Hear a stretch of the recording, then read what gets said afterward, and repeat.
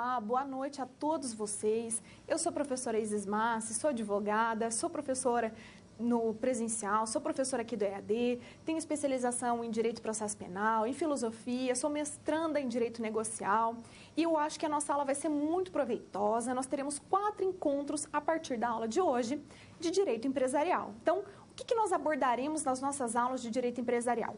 Hoje, o propósito da aula é fazer uma introdução ao conteúdo de Direito Empresarial. Então, o que nós veremos? Nós veremos a parte de quem é empresário, quem não pode ser empresário. Falaremos também qual é o requisito para ser empresário, como eu formalizo, como eu não formalizo.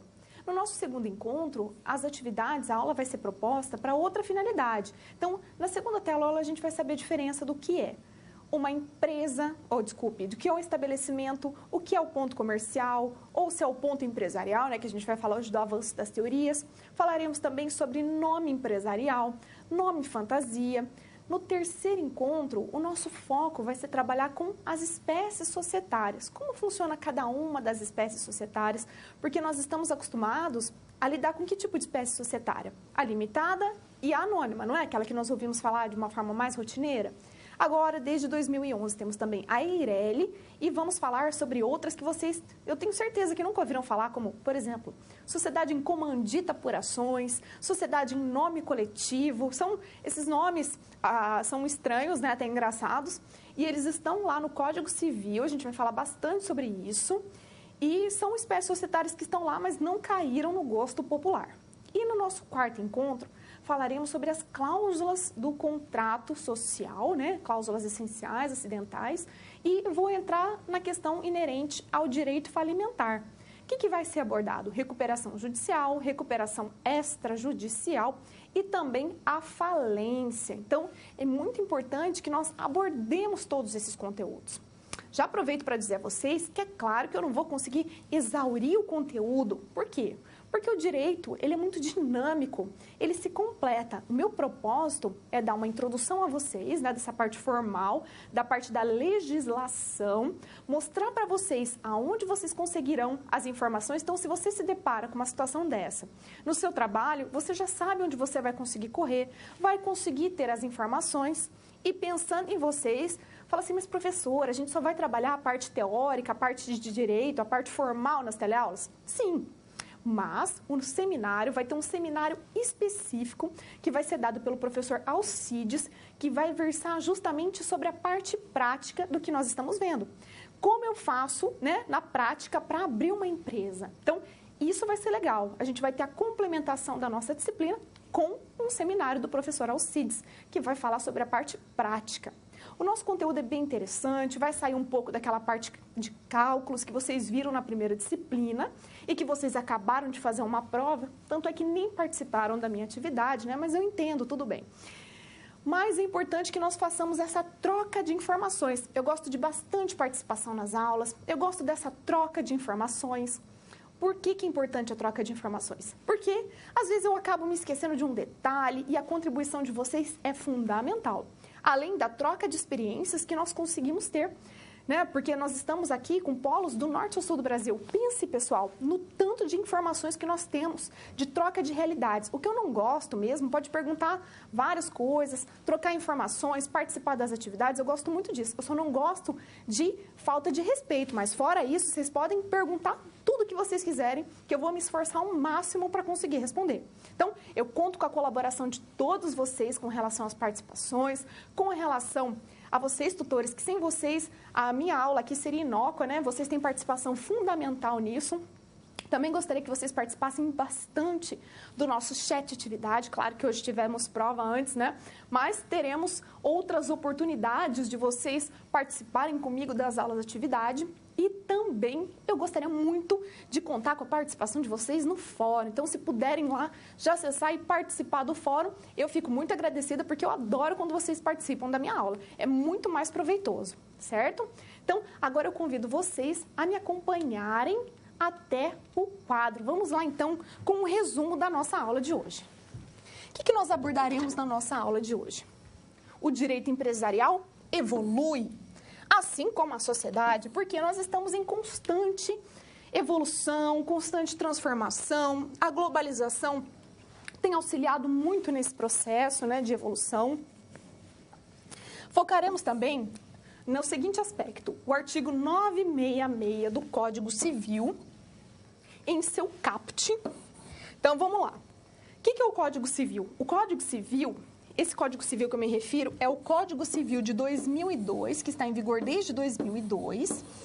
E a parte que fala sobre direito empresarial é a partir do artigo 966, tá? Então, a gente não tem um código comercial hoje. Está lá a parte que fala sobre direito empresarial, está lá a partir do artigo 966. E quando eu falo caput, é só você ler o seguinte: aquela primeira redação que está escrita logo ao lado do número 966. Isso é o caput. E ele vai definir quem é o empresário. Ah, qualquer um pode ser um empresário? Em tese, sim. Mas hoje nós veremos quem pode efetivamente e quem não pode. Já o parágrafo 1º, então eu tenho o caput, né, que é aquela redação que vem junto com o artigo, e o parágrafo 1º que está escrito, parágrafo 1º. Do mesmo artigo, ou seja, do 966, dispõe sobre as atividades de natureza civil. Então, a gente, no mesmo artigo, eu tenho a primeira parte, que é o caput, falando quem é empresário, e a segunda parte falando qual é a atividade de natureza civil. Para que o empresário goze, então, para que ele tenha algumas prerrogativas especiais, é preciso que ele se formalize. O que é formalizar, gente? É não trabalhar, é preciso se registrar na junta, né? Precisa acatar todos os procedimentos legais. Quais são as palavras-chave que nós abordaremos na nossa aula de hoje, então? Quem é empresário, atividade civil, natureza intelectual e registro, certo? Então, vamos dar sequência aqui, vamos falar um pouco mais sobre a introdução dessa nossa aula. Então, qual que é o propósito? Se nós pegarmos a Constituição Federal de 88, o que é a Constituição Federal? A Constituição Federal é a lei maior de um Estado. No caso do Brasil, a nossa Constituição de 88 ela é chamada de Constituição Cidadã, porque depois de um longo período ditatorial, ela veio como primeira Constituição democrática, respeitando todos os direitos individuais e coletivos. E se você quiser anotar aí para você ler depois, o artigo 170 da Constituição Federal, ele fala que é assegurado o direito à livre iniciativa.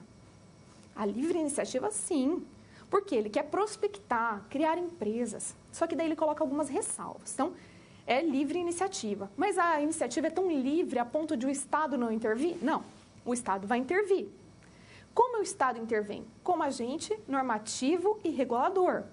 E aí fala que a livre iniciativa também deverá obedecer princípios como o meio ambiente, não é? Além do meio ambiente, fala também em proteção ao consumidor. Também é preciso que haja proteção ao meio ambiente, consumidor, à soberania do Estado, a que as atividades elas sejam destinadas à diminuição de desigualdades regionais, desigualdades sociais. Então, a preservação da livre concorrência.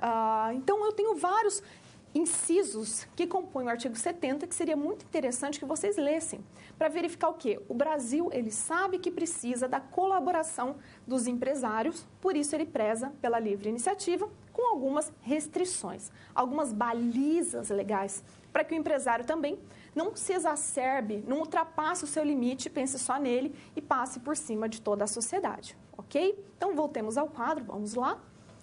O direito evoluiu, direito empresarial, então, ele evolui, a gente sempre tem uma evolução. Nós estamos em constante transformação. Passando, então, do que nós chamamos de teoria dos atos de comércio, não sei se vocês se lembram, mas eu vou falar. Até pouco tempo atrás, a gente falava assim, o que você faz? Eu sou comerciário. Não era empresário, era comerciário. Qual era a sua atividade? Eu sou comerciante. Só que hoje a gente tem uma figura mais ampla, que é a teoria da empresa. Hoje, o comerciário, ele passou a ser um empresário. A teoria da empresa, então, ela é muito mais ampla do que a teoria dos atos de comércio, porque ela precisa dar conta dessa nova sociedade que chegou, dessa sociedade mais complexa, com outras atividades, de forma que os usos e costumes, né, de práticas mercantis tiveram início lá na Idade Média, Então, a prática mercantil começou lá na Idade Média. Como que funcionava? Naquela época, cada um produzia, né, para a sua própria subsistência. Então, para o que ele iria usar? Só que sempre tinham os excedentes. Então, aquela família que fabricava utensílios, fabricava para seu uso próprio e sobrava.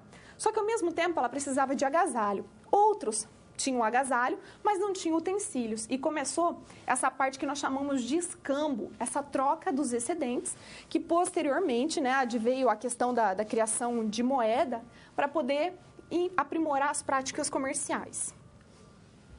A teoria dos atos de comércio, que não faz mais parte hoje da nossa realidade do direito brasileiro, ela estava prevista, gente, olha só, lá no Código Comercial de 1850. Então, ó, a teoria dos atos de comércio vigorou no Brasil de 1850, pasmem, até o ano de 2002. Olha quanto tempo ficou em vigor, olha o quanto a sociedade não evoluiu nesse tempo. Por isso que precisava de mudança. E a mudança veio com a teoria da empresa, que foi instituída pelo Código Civil de 2002, lá do artigo 966, que eu já disse a vocês, até o artigo 1195 também do Código Civil. O que falaremos agora? Origem e evolução das teorias. Então, foquem, pessoal, origem e evolução das teorias. O que isso quer dizer? Quer dizer o seguinte, o direito, ele faz parte do convívio social. Não existe uma forma de convívio social que seja harmônico, que preserve a liberdade de todos, sem que o direito esteja ali presente. Observa o seguinte, nós tivemos um código que vigeu de 1850 até 2002. Então, foi um longo lapso temporal. Muita coisa aconteceu nesse tempo, muita coisa mesmo. A gente teve a parte da industrialização do Brasil, tivemos uma série de situações que marcaram esse período. Portanto, pense só, qual era a realidade comercial aqui do Brasil lá em 1850? Não era a maioria, ainda a gente tinha muita predominância, né, de agricultura, as pessoas moravam no campo, só que na cidade já tinham indústrias, né, que estavam começando, indústrias a vapor, né, movidas pela Revolução Industrial. E aí eu precisava legislar especificamente para essas práticas comerciais. Só que, como vocês sabem, no Brasil nada se cria, né? Tudo se copia. E o Código Comercial Brasileiro de 1850, ele foi espelhado, na verdade ele foi copiado do Código Civil, do Código Comercial. Eu estou com o civil porque o Brasil também copiou o Código Civil de Napoleão, né? Então, do Código Comercial de Napoleão, lá de 1808. E aí o que acontece é o seguinte, o Brasil já copiou uma ideia de Napoleão, lá da França, trouxe para cá realidades diferentes. E por que copiou essa ideia de Napoleão? Porque Napoleão, além de um grande estrategista de guerra, ele era um ótimo visionário. E o que ele pensou é o seguinte, eu preciso desbravar o território francês, vou dominar outras terras, vou expandir, vou crescer. Só que, por outro lado, se eu deixar a França para trás, o que corre o risco? Dela se tornar vulnerável e outra pessoa ir lá tomar a França e eu ficar sem nada. O que ele fez? Edificou leis fortes, o Código Civil, regulando todos os direitos dos indivíduos, né, civis, e o Código Comercial. Para quê? Para tornar aquelas operações comerciais protegidas pelo direito, de forma que as pessoas ficariam seguras para as suas transações comerciais.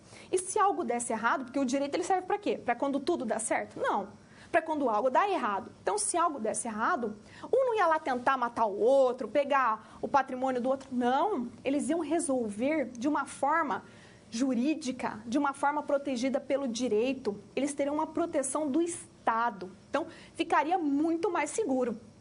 Para poder ilustrar tudo o que eu estou falando agora, lá dos primórdios, dos inventores do comércio, eu convido vocês a assistirem comigo um vídeo que vai ter início agora. Então, depois do vídeo, eu retorno para que possamos dar sequência à nossa aula.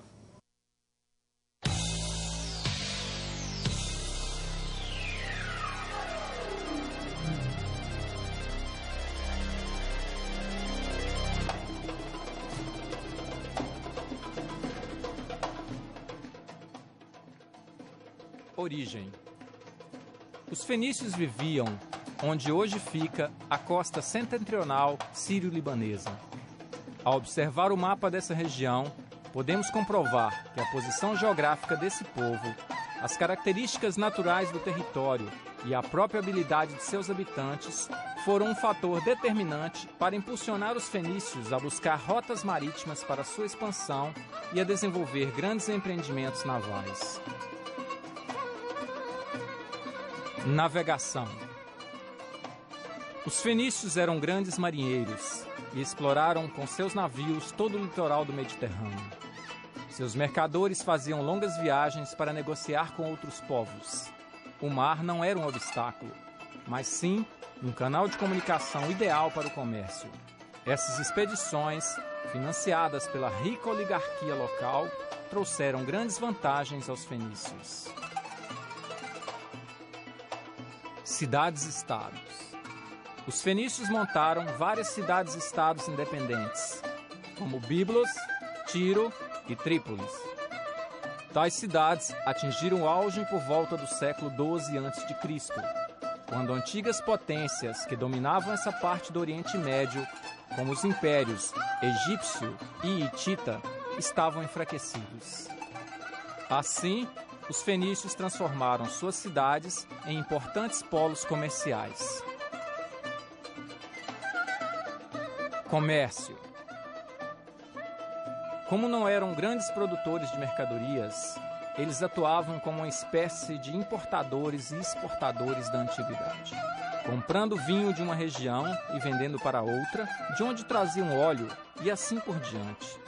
Eles comercializavam temperos, perfumes, incenso, grãos, vinho, papiros, madeira, jarros, prata, ferro, cobre, armas, ornamentos, animais e escravos.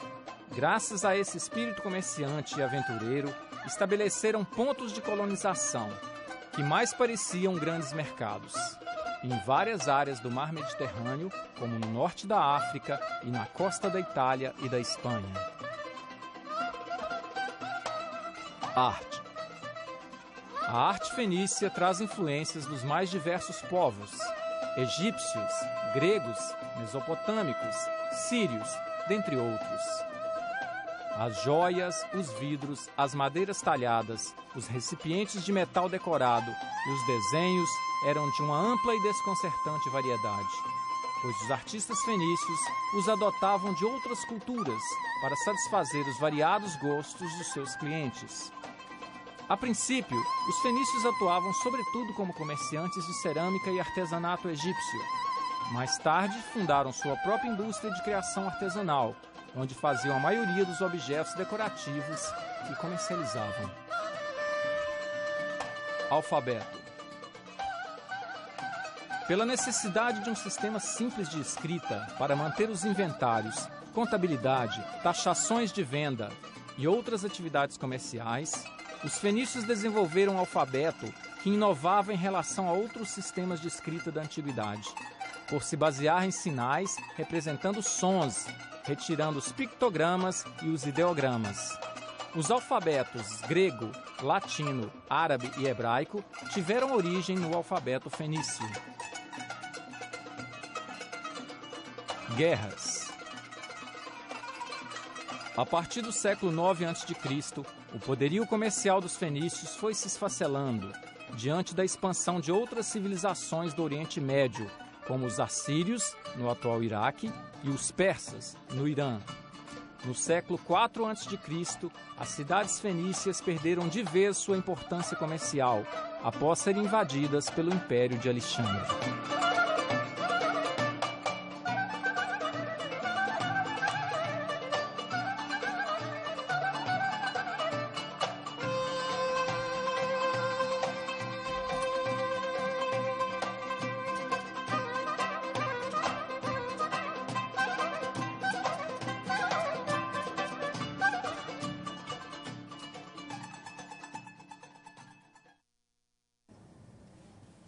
Vocês viram como é interessante o vídeo da história do comércio? Porque nós conseguimos entender, hoje a gente fala assim, o turco, o brimo, tem tradição comercial. E olha desde quando ele tem tradição comercial. Nós precisamos levar em consideração o quê? Que o comércio, ele fez com que a nossa sociedade evoluísse. O alfabeto, a questão inerente, por exemplo, que a gente não precisa fazer esse link. O que aconteceu quando Pedro Álvares Cabral descobriu o Brasil? Ele não estava a caminho das Índias com o fim de buscar especiarias? Olha, realizando uma prática comercial. E aí, chegou até o Brasil. De forma que a gente tem que pensar o seguinte, o comércio, ele também auxiliou na questão do aperfeiçoamento da tecnologia. Pensa só, para sair lá de Portugal e até as Índias, eu tinha que ter tecnologia marítima para suportar os ventos, para suportar a pressão do mar. Então, eu consegui evoluir tecnologicamente. Então, o comércio ele é essencial para que nós possamos chegar aonde nós estamos hoje. Por isso que o capitalismo ele é essencial também para o desenvolvimento. A única coisa que a gente precisa pensar é o seguinte, antes eu tinha o propósito único, exclusivo do quê? De lucro, lucro, lucro, lucro, lucro. Hoje eu abandonei o lucro? Não. Mas hoje eu não abandonei o lucro, mas eu tenho outras políticas que eu tenho que levar em consideração. Como, por exemplo, está lá no artigo 170, que eu já falei para vocês, que é a questão do desenvolvimento sustentável. A empresa ela tem que explorar a sua atividade, sim, mas ela tem que olhar para a sociedade com outros olhos e não somente com aquele olhar de exploração, não é? Então, vamos ao quadro, analisar um pouco mais sobre essa evolução histórica. Vamos lá. Teoria dos atos de comércio. Então, como eu já disse lá atrás, e vocês vão grifar aqui, a origem do comércio, dessa teoria dos atos de comércio, que ficou em vigor no Brasil de 1850 até o ano de 2002, teve origem na França de Napoleão Bonaparte. Vocês não vão esquecer isso, eu tenho certeza. No Brasil, essa teoria ela foi instituída pelo chamado Código Comercial de 1850. Esse Código Comercial de 1850, ele era dividido em 2 livros, tá? O primeiro deles falava sobre as partes comerciais como um todo. E o segundo livro, ele versa sobre direito marítimo. Ou seja, melhor dizendo, né? Comércio marítimo. Comércio marítimo. E anote aí, pessoal, que essa segunda parte do Código Comercial de 1850, que versa sobre comércio marítimo, ainda está em vigor, ainda é utilizado. Sim, mas voltemos então à primeira parte da teoria dos atos de comércio. Quando eu falo em teoria dos atos de comércio, eu tenho que ter em mente que só tinha uma atividade que pertencia a essa classe. E essa atividade que pertencia a essa classe da teoria dos atos de comércio, claro que era só a classe de comerciantes, que praticavam aquelas atividades chamadas de mercancia. Para eu caracterizar, né, os comerciantes que exerciam práticas de mercancia, eu tinha o quê? Eu precisava ter habitualidade. Então, não basta assim, estava passando por dificuldade financeira, vou fazer bolo para vender, vou começar a comprar roupa, vender roupa. Isso não é habitualidade, tá?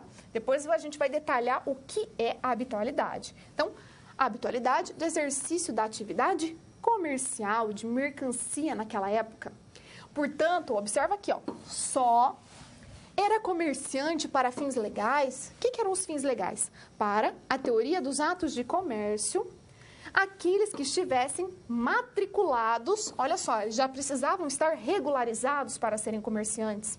E era na junta comercial? Não, era no chamado Tribunal de Comércio, certo? Então, vamos tomando nota de tudo isso. Passemos agora para a parte da transição das teorias. Então, já vimos o seguinte, a sociedade evoluiu. Se a sociedade evoluiu, o que eu tenho que considerar que evoluiu também? Também evolui as práticas comerciais. Evolui as práticas comerciais? Claro, olha só. Até pouco tempo atrás, eu tinha somente estabelecimentos comerciais físicos. Hoje, eu já tenho online. Até pouco tempo atrás, eu pagava tudo em dinheiro ou no cheque, tinha nota provisória, até caderneta valia. Hoje, eu tenho cartão de crédito, eu tenho PayPal, eu tenho várias formas de pagamento. Então, para acompanhar essa evolução, o direito também precisa evoluir. Então, temos o quê? Uma evolução da sociedade que repercute nas práticas e que vai precisar repercutir no direito. Por isso, observe comigo, a teoria dos atos de comércio, ela começou a mostrar-se insuficiente. Por quê? Porque essa teoria era o quê? Pautada no direito. O direito, ele é criado e ele fica inerte. Então, tudo que está escrito hoje, ele vai permanecer no tempo. Mas, se essa sociedade evolui, se essas práticas comerciais evoluem, o direito consegue dar conta de atender? Ah, não consegue, professora. Óbvio. E daí o que acontece? As atividades se aprimoram, o direito não dá conta, preciso rever, preciso mudar, preciso alterar.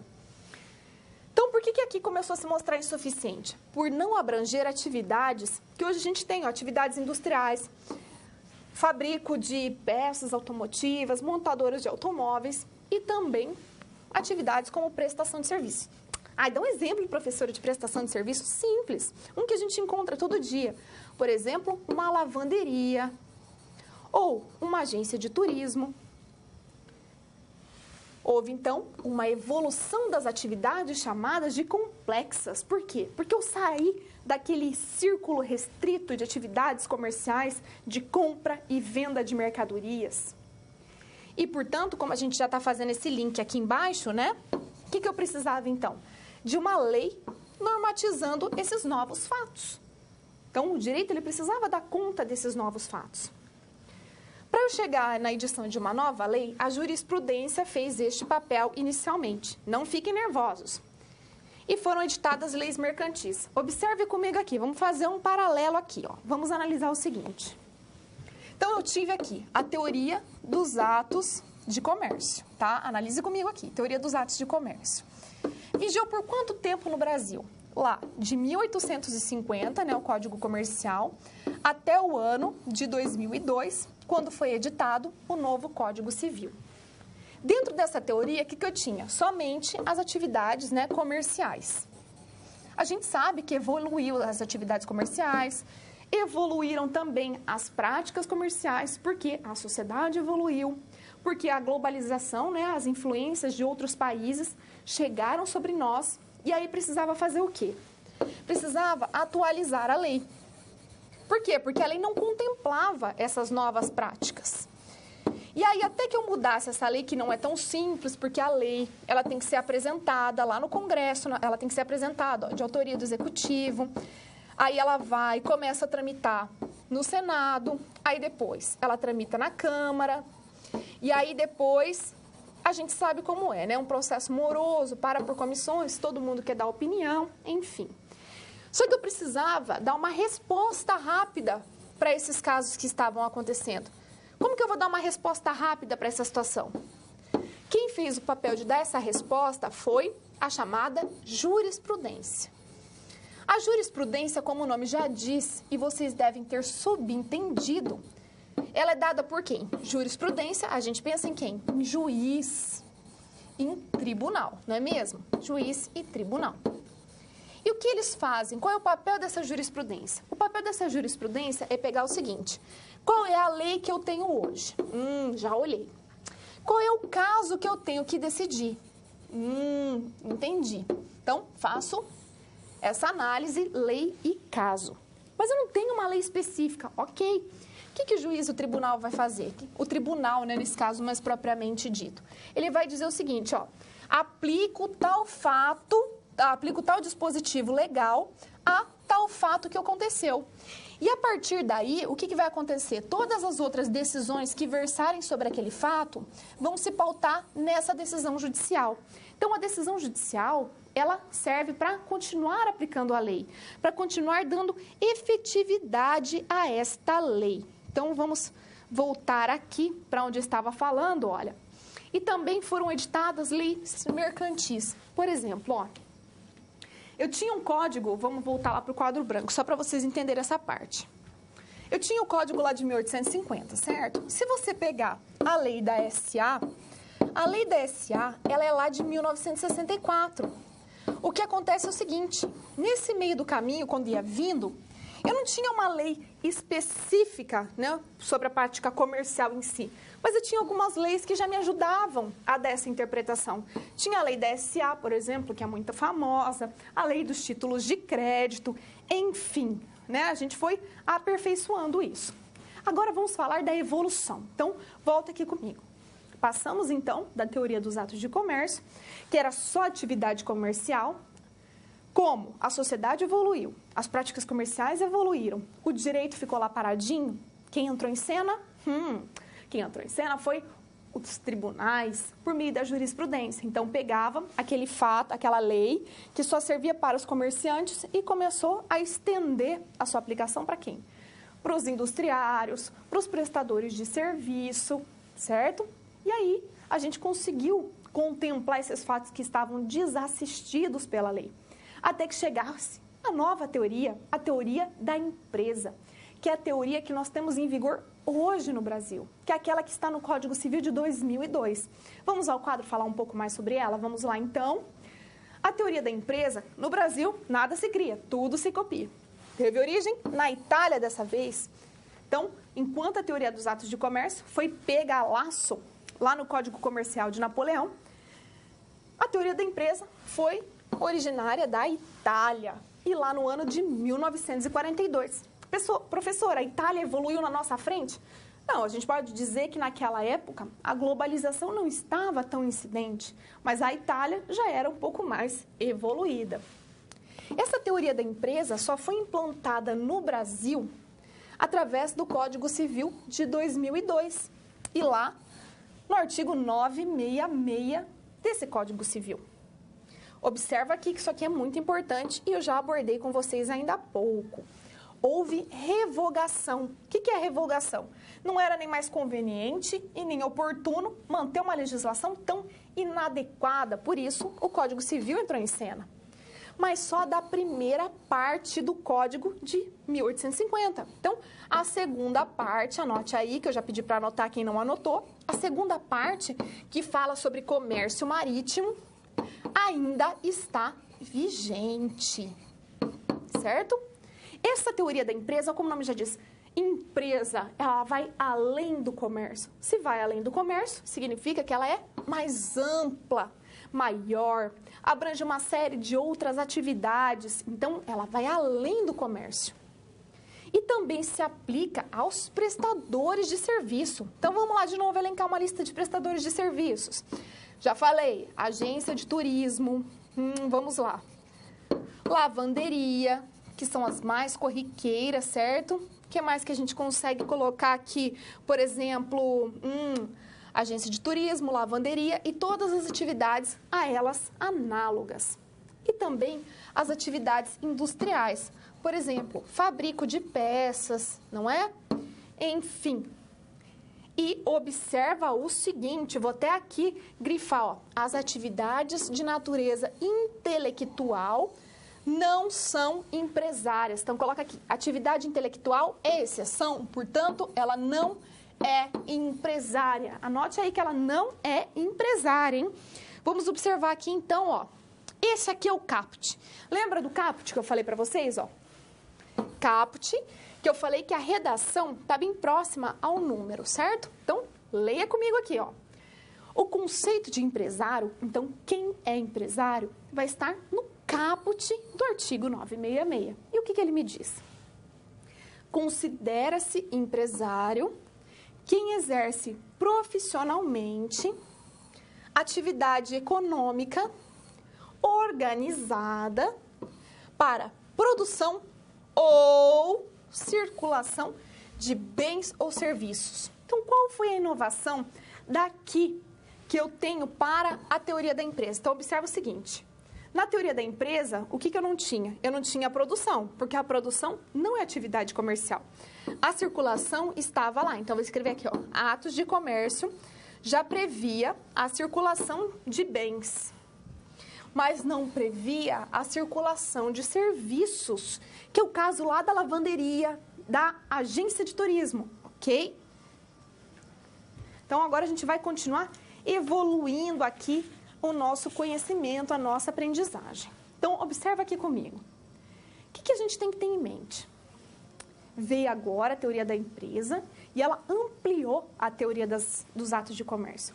Antes, eu só tinha atividade do quê? De mercancia, compra e venda de mercadorias. As atividades industriais não estavam lá inseridas, nem os prestadores de serviço. Ótimo. eu já sei que na teoria da empresa, além das atividades comerciais, as atividades industriais e também a prestação de serviços estão presentes. O que não está presente? Atividade intelectual. Ponto. Mas fique tranquilo que logo daqui a pouquinho a gente vai trabalhar um pouco mais sobre essa questão de não ser empresário. Mas para chegar até lá, você vai acompanhar comigo agora a explicação sobre a análise do conceito de empresário. Então, vamos ao quadro para a gente destrinchar esse conceito de empresário. Vamos lá, então. Observe comigo aqui, ó. Análise do conceito de empresário. Tudo que eu falar para vocês grifarem, vocês grifem.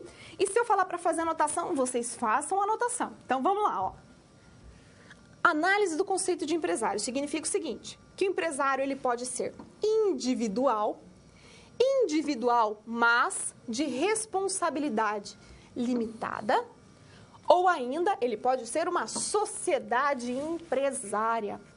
O que eu tenho aqui, então, numa sociedade? Toda vez que eu falo em sócio, significa que eu tenho duas ou mais pessoas. Para ser empresário, é preciso que tenha atividade, claro, e essa atividade, ela pressupõe o quê? A habitualidade. O que é habitualidade? Habitualidade significa que é uma ação contínua, habitual. O que é isso, contínua, habitual? Pensa só, vou fazer uma analogia aqui. Não é habitual para vocês todo dia acordar de manhã, tomar um café e comer um pãozinho? Então, é uma atividade habitual, faz parte do cotidiano. E dentro da atividade empresarial, é uma ação contínua. Ou seja, todo dia ele compra, todo dia ele vende, todo dia ele produz, todo dia ele presta serviço. Ou, se não é todo dia, semanalmente, não é? Então, eu preciso ser o quê? Um hábito, mesmo que ele não seja diário. Eu tenho também a questão da economia. Vocês já viram alguma empresa ser aberta sem visar o lucro? Não, porque não existe. Toda atividade econômica, toda empresa pressupõe que o lucro. Então, o que a empresa ela vai fazer? Criar riqueza. E criar riqueza como? Através da produção, então do fabrico, ou circulação de bens e de serviços. Então, vai vender a prestação de um serviço, uma mão de obra, ou então bens, canetas, cadeiras, maquiagens, sempre objetivando o lucro. Agora, anote comigo aqui. O que é o risco do negócio? Toda vez que eu falar em risco do negócio, significa o seguinte, o empresário, ou vocês, no caso, se fossem ser empresários, vocês abririam um negócio pensando no quê? Na lucratividade, certo? Mas a gente já sabe que pode ser que o negócio dê certo ou errado. Então, o risco do negócio significa que essa empresa ela pode dar certo ou ela pode dar errado. Então, ela pode ser lucrativa ou ela pode quebrar. Tenho também que levar em consideração que é preciso, para ser empresário, que haja a organização. E essa organização é o quê? O empresário, não é? Ele vai organizar as atividades pelos fatores de produção. Olha que legal! Então, anota aí, ó, fatores de produção, grifa, passa aquela canetinha amarela em fatores de produção. Importantíssimo. O que são os fatores de produção? Primeiro, pensa só, o fabricante, na hora que ele vai fabricar um item, ele vai precisar do quê? De uma matéria-prima, não vai?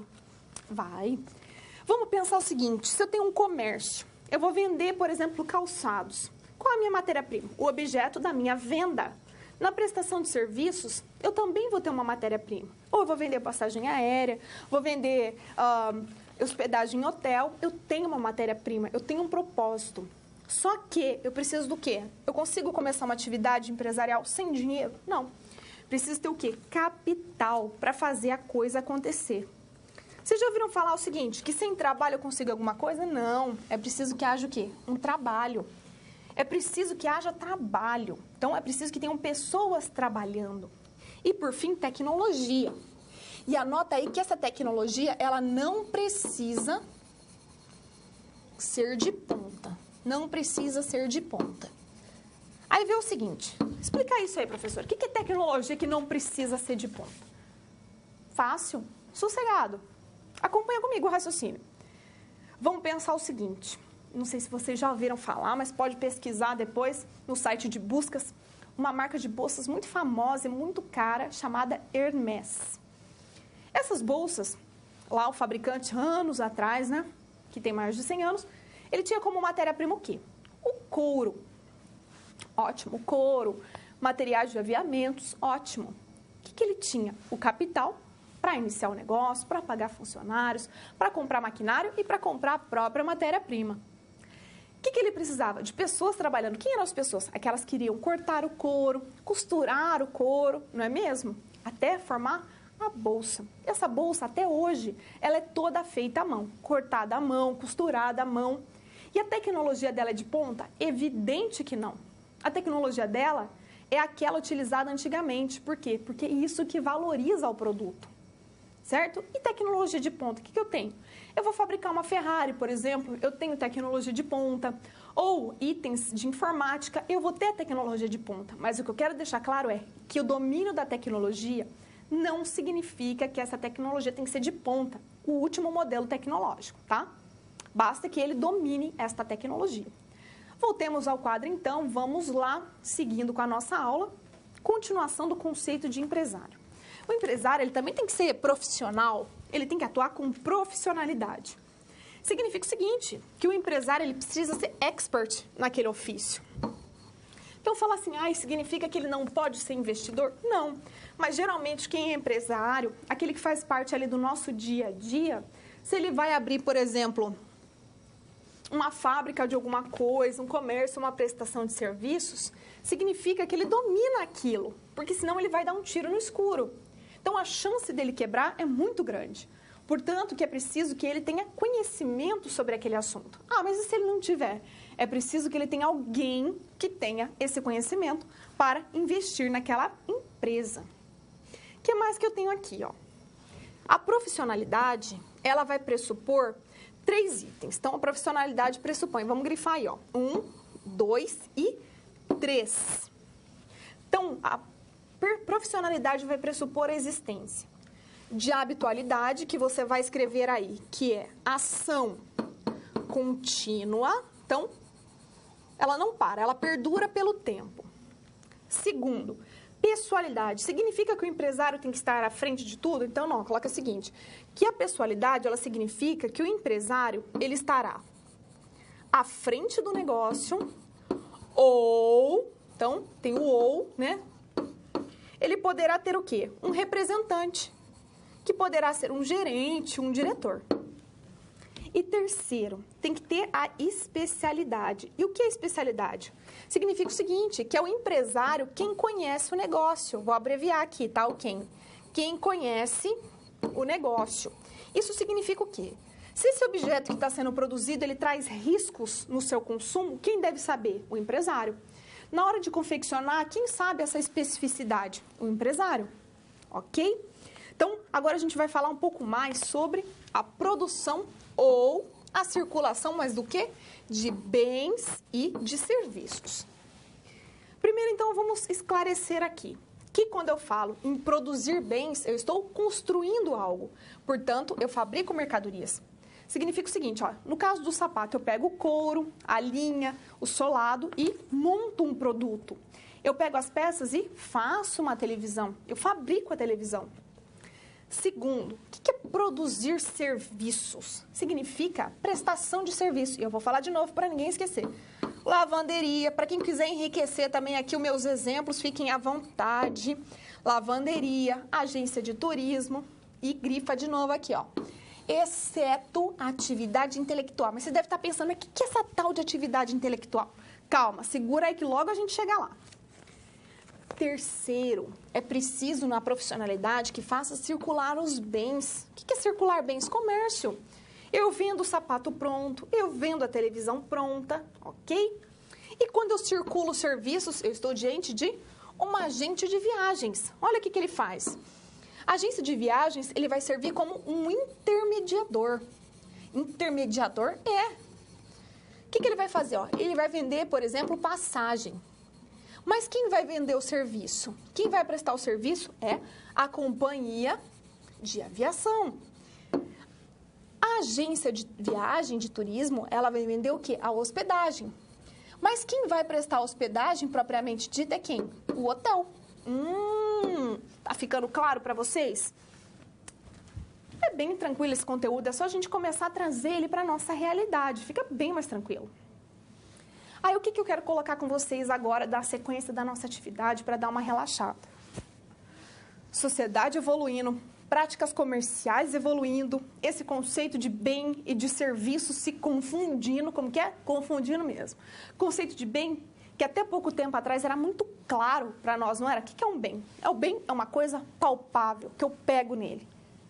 E o que é um serviço? O serviço é, por exemplo, uma hospedagem, você pega na hospedagem? Não, mas ela é prestada? É. Trouxe um exemplo para vocês que é uma charada aqui para ver se vocês resolvem. É um problema aqui que a gente vai resolver em conjunto. Quero ver como que vocês vão se sair dessa. Vamos ao quadro, então. Qual é a minha proposta aqui da charada? Hoje é muito comum, né, a assinatura de jornal virtual com o mesmo conteúdo do jornal de papel. Vocês vão ter que colocar para mim se ele é um bem ou se ele é um serviço. O que vocês acham?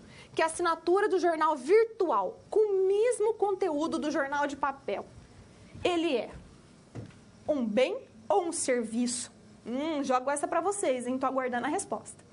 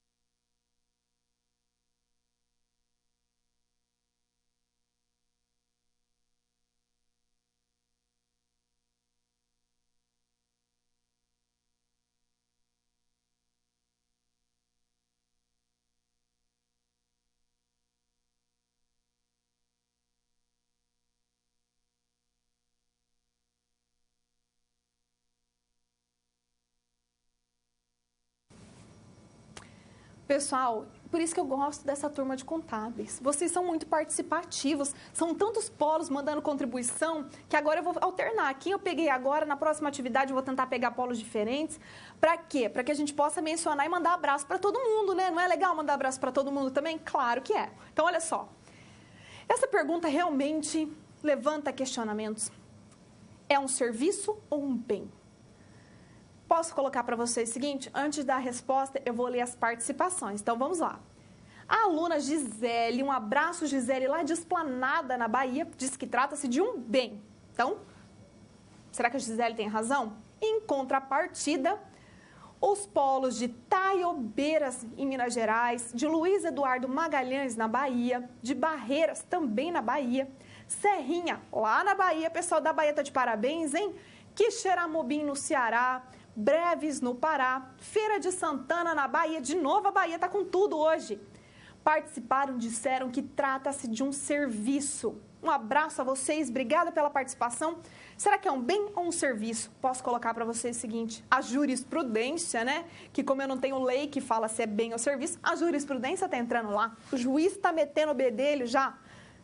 O que ele está entendendo? No caso, quando que isso entra em cena? Quando vai se discutir questões inerentes à proteção do consumidor, tá? Que chega lá nos PROCONs, ações voltadas ao consumidor. Não é pacífico. O que significa que ele pode ser tratado como bem ou serviço. Quem acertou? Todos vocês. Tanto aqueles que colocaram que trata-se de um bem ou de um serviço. Olha que interessante. Era justamente essa pegadinha aí para ninguém estar errado. Todo mundo estaria certo hoje. Parabéns a todos. Vamos fazer uma pausa na aula. Aquela pausa rapidinha. Para quê? Para você mandar a sua pergunta. Para eu saber se você está entendendo tudo. E aí, se tiver alguma coisa que não está bem esclarecida, já respondo agora, para a gente dar sequência à nossa aula, né? Sem dúvidas, tranquilamente, entendendo tudo daqui para frente. Então, paradinha rápida de 2 minutos.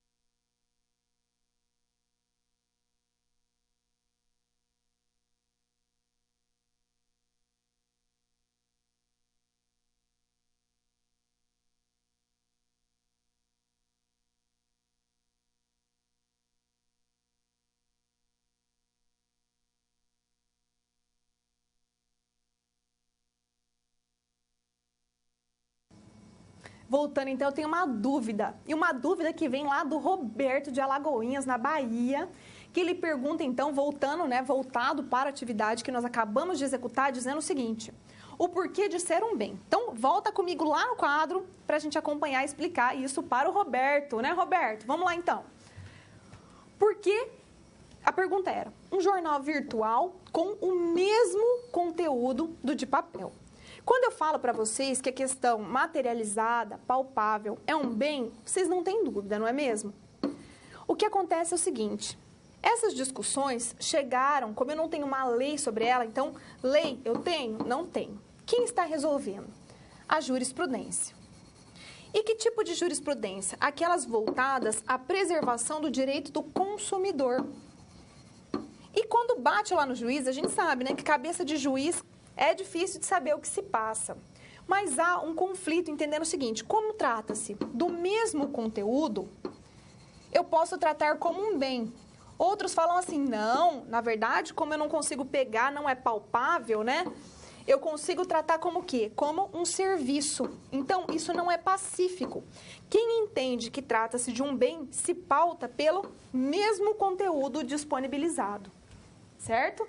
Pode parecer que não é muito sensato, mas é esse o pensamento que segue, ok? Espero que o Roberto tenha ficado satisfeito com a resposta, mas é claro que ele não está totalmente compreendendo, mas cabeça de juiz é um problema. Cada um pensa de uma maneira, certo?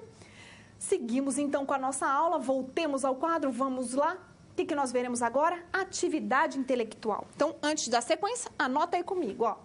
Eu tenho atividade, que hoje, né, diante da teoria da empresa, que é o que está em vigor, eu tenho o quê? Atividade chamada de empresária. Atividade empresária, que é diferente de atividade intelectual. O que é atividade intelectual? É aquela que está no cérebro, é aquela que é desenvolvida. ela não é palpável, tá onde? Lá no cérebro, lá, pensando. Então, é diferente, anota aí. Voltando, então, vamos ao quadro. As atividades intelectuais, que é diferente de empresarial, ela tem a natureza civil. Então, observa o seguinte, natureza civil, por sua vez, é diferente de natureza empresária. Ah, o que significa que ele é regido por outras normas? Sim, não só a parte sobre direito empresarial. Portanto, vamos analisar o que é uma atividade intelectual. Essa atividade intelectual, ela necessita de um esforço criador. Esforço criador, intelectual, pensando, que está onde? Na mente daquele profissional que executa. Estou começando a entender, vocês também não estão? Olha só, atividade intelectual, grifa aí, natureza civil e não empresária, como o Código Civil deu nome. Então, observa o seguinte, todas as atividades que nós veremos daqui para frente possuem natureza civil. Portanto, elas são chamadas pelo Código Civil de 2002 de sociedade simples. Essa sociedade simples, ela substituiu o que a gente chamava de SC, que era sociedade civil, que estava presente lá na teoria da empresa. Tá? Então, quando você vê alguma atividade ainda deixa na porta, escritório tal, SC, sociedade civil. Hoje, de acordo com a nossa legislação em vigor, essa denominação não existe mais. Agora é sociedade simples, que a sigla é SS. Como a gente tem que pensar o seguinte, uma atividade intelectual, ela não está na mente do profissional? Alguém pode pensar por você? Não. Alguém pode pensar por mim? Não. Portanto, essas atividades são personalíssimas. Só aquele indivíduo desenvolve. Aqui eu tenho uma regra, ó. Qual é a regra? Regra é que profissionais de atividades regulamentadas e profissionais liberais. Qual a diferença, professora? Já vamos anotar de novo, que eu adoro anotar, ó. E atividade intelectual é diferente de prestação de serviços. Vamos voltar para o próximo lá, vamos no quadro branco, a gente já elucida tudo isso. Então, vamos lá, ó. O que eu coloquei para vocês? Atividade chamada de regulamentada, não é? Atividade regulamentada é diferente do quê? De profissional liberal. Anota aí, pessoal. Diferente de profissional liberal. O que é um, o que é o outro? Vou começar aqui com o profissional liberal. O profissional liberal é aquele que ele não precisa, então ele não precisa de curso universitário. Não precisa de curso universitário. Quais são os exemplos que eu consigo citar para vocês aqui de que não precisa de curso universitário para exercer? Atividade, por exemplo, de pintor, artista, escritor. Nenhum deles precisa de uma habilitação específica, né? Que é fornecida por curso superior. Já a atividade regulamentada, olha quem entra, vocês, contadores. Eu também entro, advogados. Quem mais que tem atividade regulamentada? Médicos, engenheiros. E se a gente ficar aqui elencando, vamos longe, vamos deixar somente esses aqui como exemplos, certo? Então, agora, o que a gente vai trabalhar, então?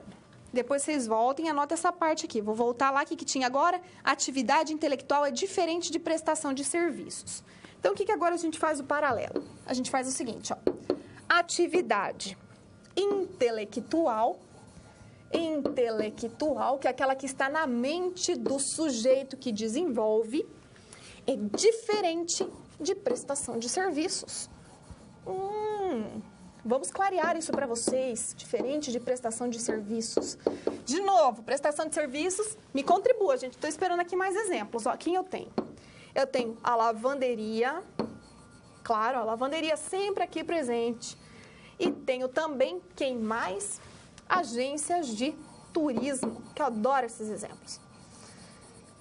O que eles fazem? Eles fazem o quê? Circular serviços. E atividade intelectual?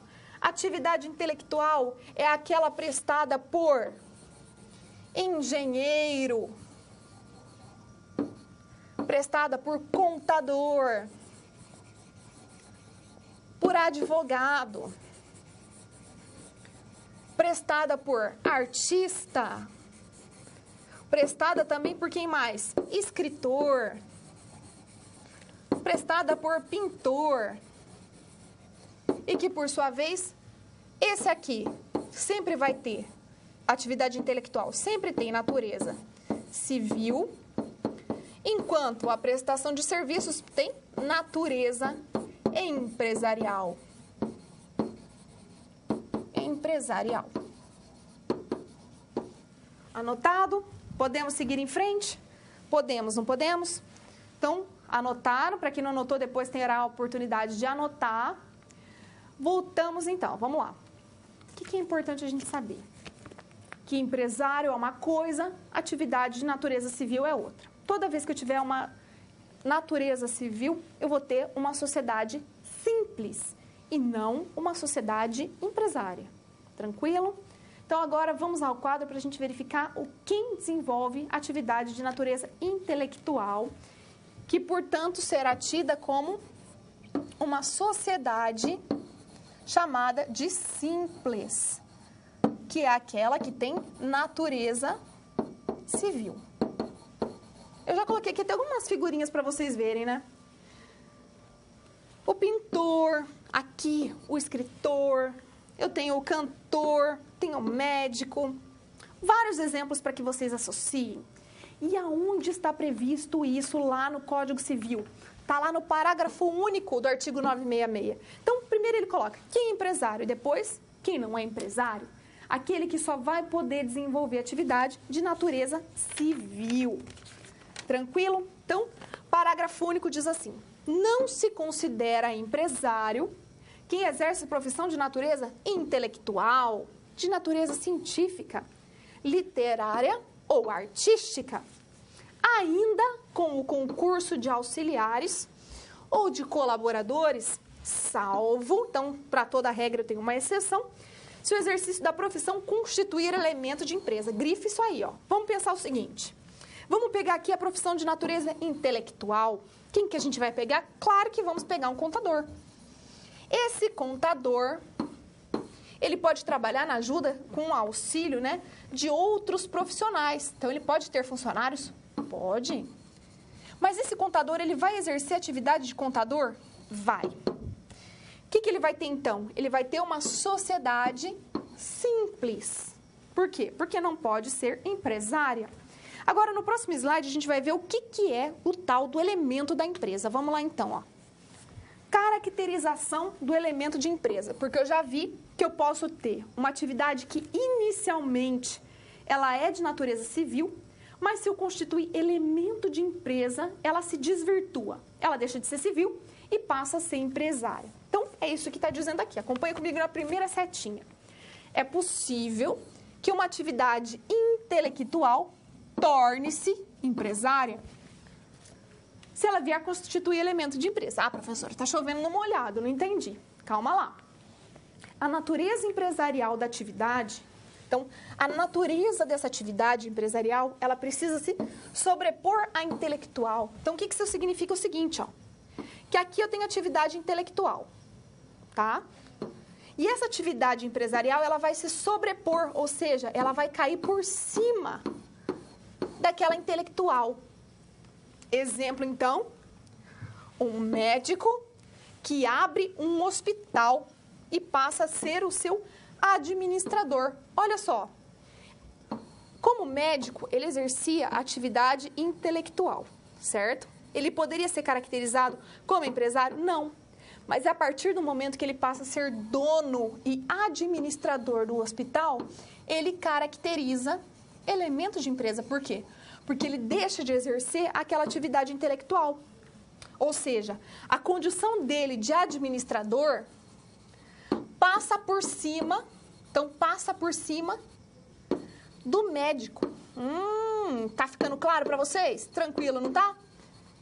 E aí o que ele passa a fazer? Ele passa a medicar, ele passa a clinicar? Não! A partir daí o que ele faz? Organiza os fatores de produção. Fiz uma historinha aqui para vocês, observa comigo agora. Deixa eu só limpar aqui para clarear minhas anotações. Vamos lá então, ó. Esse sujeito aqui do meu exemplo, na condição de médico, atendendo o paciente, o que ele é? Atividade intelectual. Tá. Agora, o que ele tem? Ele passa a atender em uma clínica. Vou até anotar aqui, ó, clínica. Se ele abre uma clínica, mas continua atendendo, ele continua exercendo o quê? Atividade intelectual. Mas a partir do momento que ele abre um hospital, então ele abre o hospital e passa a ser o seu administrador, e não aparece mais a figura de médico, administrador, e não mais a sua figura de médico, aqui ele tem o quê? A característica da empresa, o elemento da empresa. Então, ele passa a ser empresário.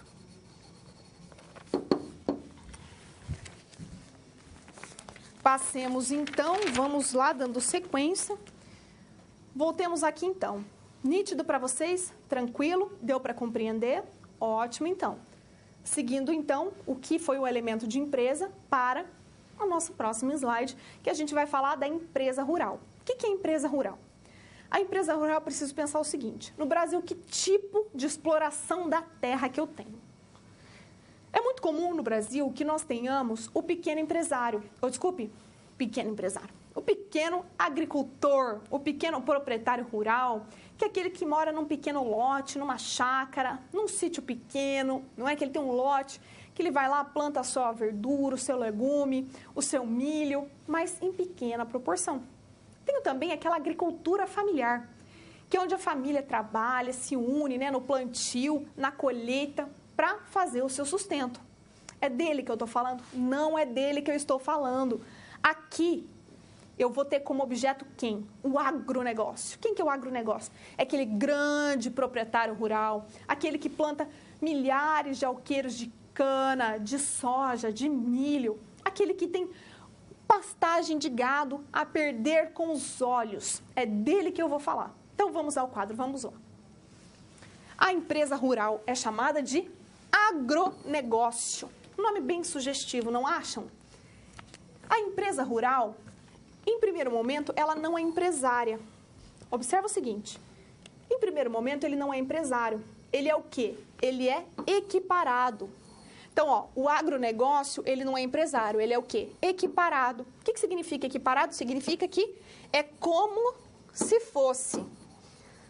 Sabe aquele negócio que parece que é, mas não é? O que significa equiparado? Como se fosse. O que significa o seguinte: tudo o que se aplica ao empresário se aplica ao agronegócio. Certo? Isso é equiparado. Tudo que se aplica para ele, aplica para o outro. Então, tudo que se aplica para o empresário, aplica-se ao agronegócio. Mas ele só é equiparado, como se fosse. O empresário, ele deve registrar-se aonde? Na junta comercial. E deve optar por um tipo societário. Gozam dos benefícios e atribuições das empresas. Para quem não ficou claro, vamos lá então, que eu entendo como que... Então, aqui vai servir para a gente só quem estiver explorando o chamado agronegócio. A princípio, só o agronegócio pode fazer parte disso. Ó. Então, o agronegócio, no máximo, ele vai ser o quê? Equiparado a empresário. Mas é todo o agronegócio que vai ser equiparado? Não, ó. Só os registrados na junta comercial, ou seja, só aqueles que quiserem, só aqueles registrados na junta é que vão ser equiparados. E para isso, o que ele vai ter que ter? Escolher um tipo societário. Quando eu falo em tipo societário, ele tem que escolher o seguinte: se ele vai ser uma SA, uma sociedade anônima, se ele vai ser uma sociedade limitada, o que ele vai ser? Qual o tipo societário que ele vai adotar?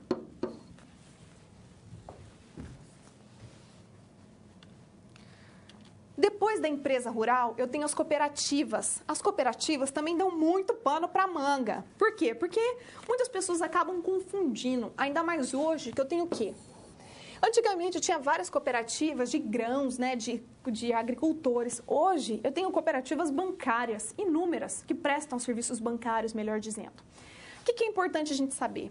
Que toda vez que eu falar em cooperativa, ela vai ter natureza civil. Nunca cooperativa vai ser empresária. E, portanto, a cooperativa sempre será sociedade simples, conforme o constante lá no parágrafo único do artigo 982 do Código Civil. E acompanha comigo aqui a redação do parágrafo único do artigo 982. Independentemente de seu objeto, então pode ser aquele que explora atividade de banco, aquela cooperativa destinada à construção ou cooperativa destinada a agricultores, não importa. Tá? Então, independentemente do seu objeto, considera-se empresária a sociedade por ações, ou seja, até confundi aqui, pessoal, vamos lá, me recapitulando aqui, que eu quis adiantar o meu raciocínio e atrapalhei. Então, ó, voltando de novo. Independentemente de seu objeto, considera-se sociedade por ações sempre empresária. Então, significa o seguinte, de acordo com a redação, a SA sempre será empresária. E a SA pode ser do quê? Calma lá. A SA pode ser uma sociedade anônima de empresa de telefonia, uma sociedade anônima que presta serviço de energia elétrica ou uma fábrica de refrigerantes, qualquer coisa. E agora chegou no meu exemplo, né? Que eu antecipei. E simples a cooperativa. Quando ela fala simples a cooperativa, significa natureza civil. E essa cooperativa pode ser do quê? Pode ser de agricultores, pode ser voltada à construção, pode ser aquela que presta serviços bancários, não importa a finalidade, ela sempre vai ser civil. E outra coisa que vocês têm que reforçar, a lei de cooperativas, que é uma lei que só fala sobre cooperativas, que é lá de 1971, que é a lei 5764, lá no artigo 4º ela fala assim, ó, a cooperativa sempre terá natureza comum e nunca natureza empresarial. Tranquilo? Fechamos essa parte, então. Quem é a sociedade civil? Que eu vou chamar de sociedade simples para a teoria da empresa, certo? Aí a gente vai considerar o seguinte, mas qual é a diferença de ter natureza civil e de ser uma empresária? Qual é a diferença disso? Qual é a proposta legal disso aí? Então, o que eu preciso considerar com vocês? Ó, mesmo que você seja um contador, que tenha seu escritório, que você exerça essa atividade com habitualidade, com funcionários, visando lucro, o Código Civil disse assim, mesmo assim você não é empresário.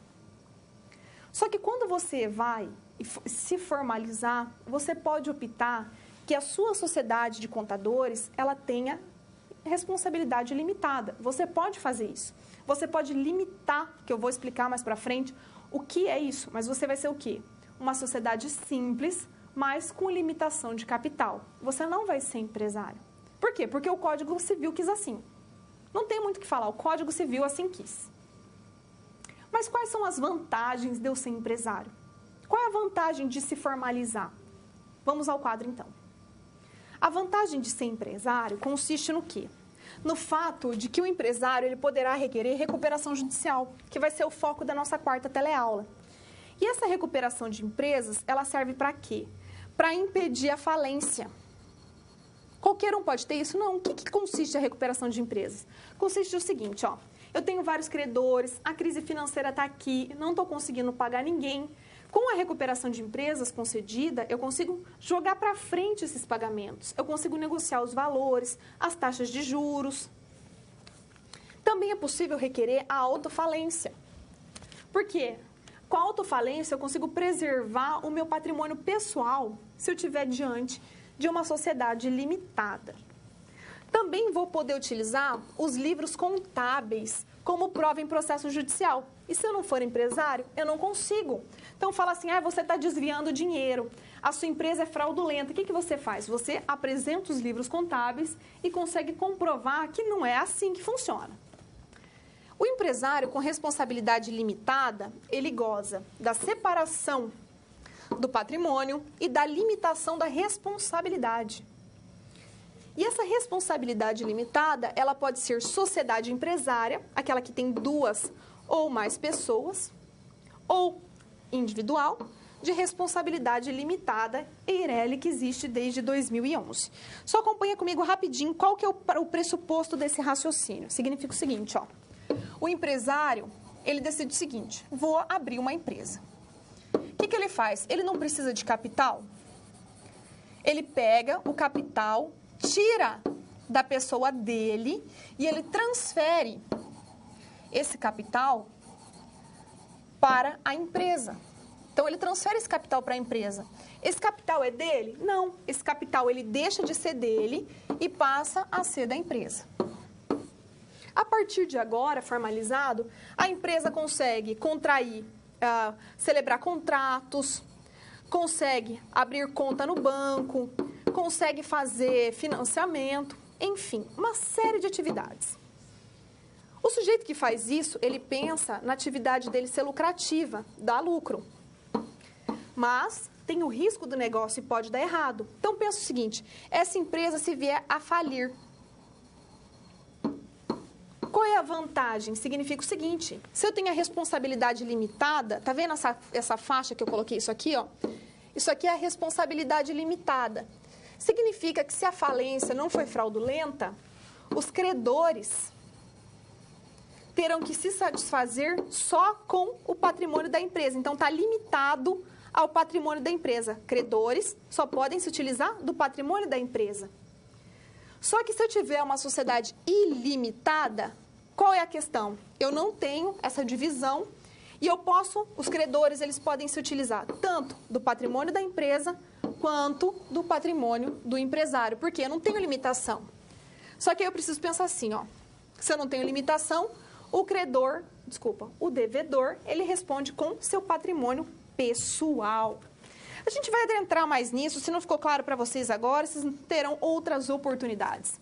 Então, veremos agora o empresário individual. Quando eu falo empresário individual, quantas pessoas eu tenho? Uma pessoa. Então, quem é o empresário individual? Quando eu falo só individual, puro e simples. Vamos ao quadro, então.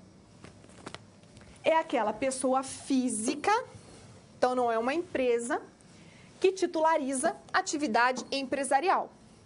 E ele não pode ser sócio.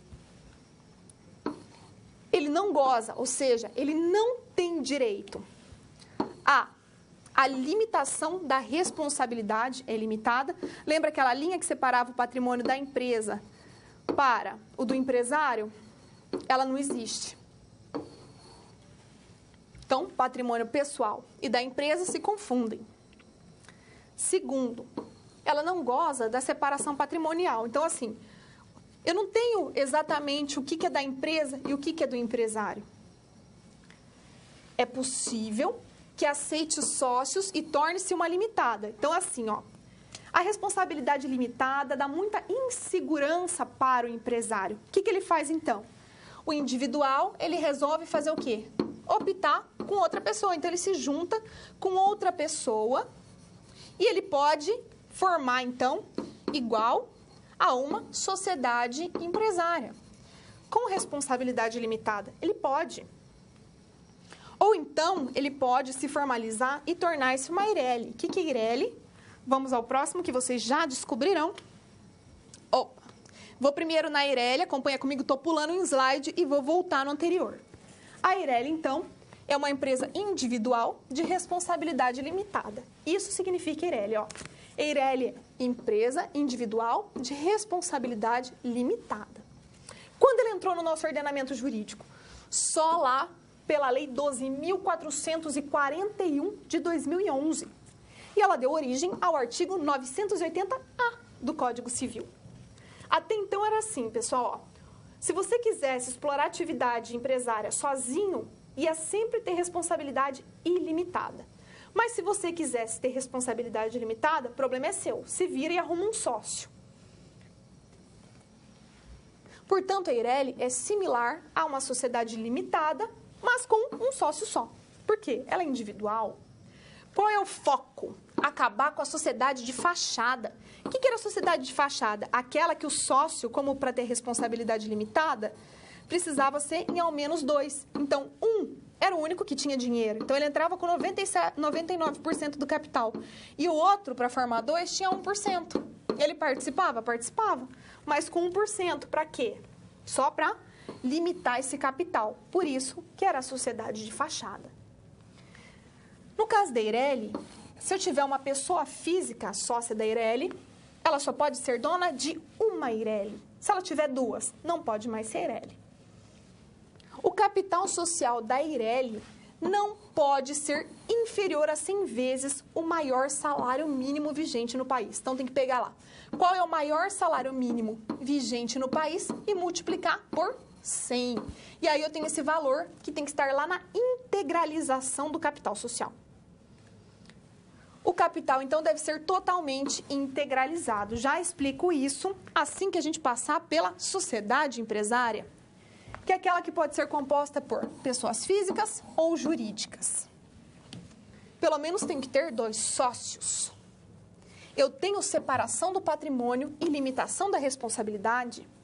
E essa limitação da responsabilidade, como eu tenho 2 sócios ou mais, ela limita-se ao percentual de cotas em regra. Então, ó, em regra, significa que eu posso ter exceções, o que significa o seguinte: se ambos os sócios têm 50% em regra, respondem cada um pela metade.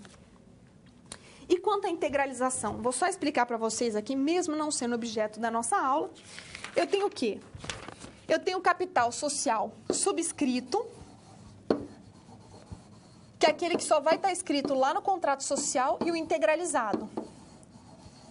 O que é o integralizado? Foi aquele que eu efetivamente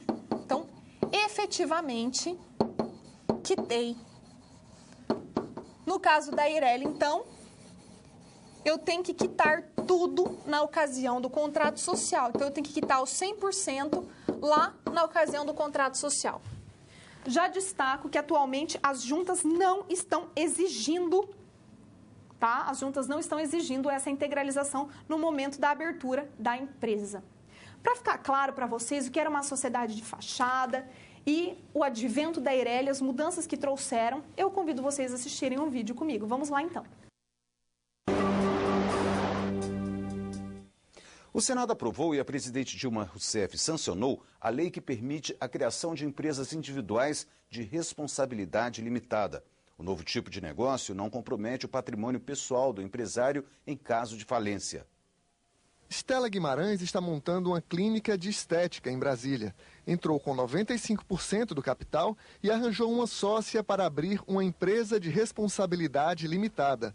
Um tipo de negócio que só pode ser formado pela sociedade de 2 ou mais empreendedores. Se eu fosse abrir uma empresa individual, para mudar depois, botar o outro sócio, ia ter que fechar a empresa, fechar tudo, o balanço todo, para mudar de sócio, para abrir uma outra empresa. É muito mais burocrático, é muito mais tempo que se leva. Hoje, 98% das sociedades registradas no Brasil são limitadas. Esse professor de Direito explica por quê. Sócios limitam, falam, só posso colocar em risco essa parte do meu patrimônio. Já o empresário individual é diferente. Ele é obrigado a pagar tudo, não importa se é um bem pessoal dele ou se é um bem da atividade, ele responde por tudo. O Senado aprovou um projeto de lei que cria a empresa individual de responsabilidade limitada. Cada empreendedor poderá montar apenas uma firma e o capital deve ser maior do que 100 salários mínimos. Esse projeto é da maior importância porque ele vai contribuir muito para reduzir a informalidade, ele vai contribuir muito para que as pessoas possam exercer a sua atividade como na condição de pessoa jurídica de responsabilidade limitada, sem precisar de um laranja, como ocorre hoje. O texto aprovado muda o Código Civil. A pessoa física ela conseguiria separar o seu patrimônio pessoal do patrimônio da atividade. Para o setor produtivo, a iniciativa pode estimular o surgimento de novas empresas. Isso significará, portanto, mais um processo de evolução buscando a formalização dos negócios do Brasil. E, ao mesmo tempo, facilitando a vida dos empreendedores. Pessoal, vocês viram que interessante essa mudança, então. Então, eu tenho mais 2 slides para acompanhar com você. Vamos ao quadro, vamos ao MEI. Quem é o MEI? O MEI é o microempreendedor individual, previsto lá na Lei Complementar 123. Sei que esse assunto vai suscitar muitas dúvidas, mas quando o assunto é legal, a hora passa e eu não vou ter tempo de esmiuçar hoje. Mas eu prometo que eu volto nesse assunto. Então, o MEI é o empresário individual que tenha auferido, ou seja, recebido, receita anual bruta do ano calendário anterior, então nos 12 meses, de janeiro a dezembro, de até R$60 mil. Ou seja, dá 5 mil por mês. E seja optante do Simples Nacional. Então, não basta ele oferir essa renda, ele tem que ser optante do Simples, tem que estar formalizado. Início da atividade, eu tenho que seguir o que está lá no parágrafo 2º do artigo 18A, que fala da proporcionalidade do valor desses 60 mil. Qual é a vantagem? Redução de carga tributária e menos burocracia. Faz o seguinte comigo, ó, esse endereço aqui está errado. O endereço certo que tem que seguir é www.portal do empreendedor, e lá no portal do empreendedor você vai saber tudo sobre o MEI, como se tornar um MEI somente por este site. Inclusive, o primeiro alvará de MEI é grátis. Qualquer atividade pode ser MEI? Não, só aquelas taxativamente previstas. Inscrição dos empresários. Para ser empresário, então, precisa que haja o registro público de empresas mercantis, ou seja, na junta comercial, para a formalização dos empresários. E a inscrição. Se for um empresário individual, basta um requerimento como instrumento para ser arquivado. Se for uma EIRELI ou uma sociedade empresária, eu preciso do contrato social, que veremos as cláusulas lá na nossa 4ª teleaula. Observar o artigo 968, caput, incisos 1 a 4, e a Lei Complementar 147 de 2014, que também fala do Simples, fala assim, que no caso da firma, da assinatura, ela poderá ser substituída por assinatura autenticada com certificação digital, para poder fazer as transações online. Vamos lá, então, ó. Eu tenho uma atividade que estava no cronograma, mas eu não vou ter tempo, vou dar preferência para as perguntas, que se puder já vir nas perguntas, eu já consigo responder. A resposta certa da atividade, para quem vai fazer, já vou antecipar, é a letra D de dado, ok? É ela que está correta. Então, vamos às perguntas que vai dar tempo. A primeira vem lá de Tailândia, no Pará. Um abraço para vocês de Tailândia. Professora aluna Marília quer saber se o jornalista pode ser considerado profissional liberal, uma vez que agora não é mais exigido o curso superior. Ele pode ser enquadrado como um ou como outro, mas o predomínio dele é de atividade intelectual. Tranquilo? Passamos à próxima pergunta, que vem lá de Ji-Paraná, em Rondônia. Um abraço para vocês de Ji-Paraná, em especial para o aluno Alex, que pergunta: juiz legislando não fere a democracia? Haja vista que isso cabe ao legislativo? Não, não fere a democracia. Porque se você pegar lá que fala na Constituição Federal, no artigo 3º, que os poderes são independentes e harmônicos entre si, significa que os 3 poderes, executivo, legislativo e judiciário, eles têm funções típicas e atípicas. Exemplo, o legislador, ele pode fazer leis e ele vai administrar, ele vai executar, vai contratar pessoal, vai fazer licitação e também vai julgar em processo disciplinar. Com o judiciário, a mesmíssima coisa. Então, não há qualquer interferência, porque a Constituição diz: os poderes serão independentes e harmônicos entre si, portanto, vão poder exercer funções típicas e atípicas, que só para título de conhecimento caracteriza os chamados sistemas de freios e contrapesos para equilibrar as nossas instituições. Porque uma deve complementar a outra. A terceira pergunta vem lá de Pirapora, em Minas Gerais. Professora, a EIRELI pode ser sócia de outra sociedade empresária limitada? Não, não pode. Para eu ter uma EIRELI, eu tenho que ter uma única pessoa física sócia. Se essa pessoa física for abrir outra EIRELI, não pode. Uma vai ter que ser limitada. Portanto, pessoal, agora vamos lá para a conclusão da nossa aula rapidamente. A transição da teoria dos atos de comércio para a teoria da empresa inseriram novas atividades, como produção e circulação de serviços. As atividades de natureza civil devem ser observadas com cautela, já que possuem regras específicas. O registro traz uma série de prerrogativas aos empresários que é a proteção, a questão da falência, a utilização de livros empresariais. E só para lembrar que qualquer um pode ser empresário, tirando a natureza civil, eu peço para que vocês peguem a web aula e olhem a questão da capacidade civil, que eu não vou ter tempo de falar nas teleaulas, e complementa o nosso conteúdo. Que a atribuição de vocês também é ler o nosso livro didático, a web aula, e, é claro, assistir às nossas teleaulas. Vou ficando por aqui. Um abraço a todos vocês, espero que tenha sido muito proveitoso e até na semana que vem.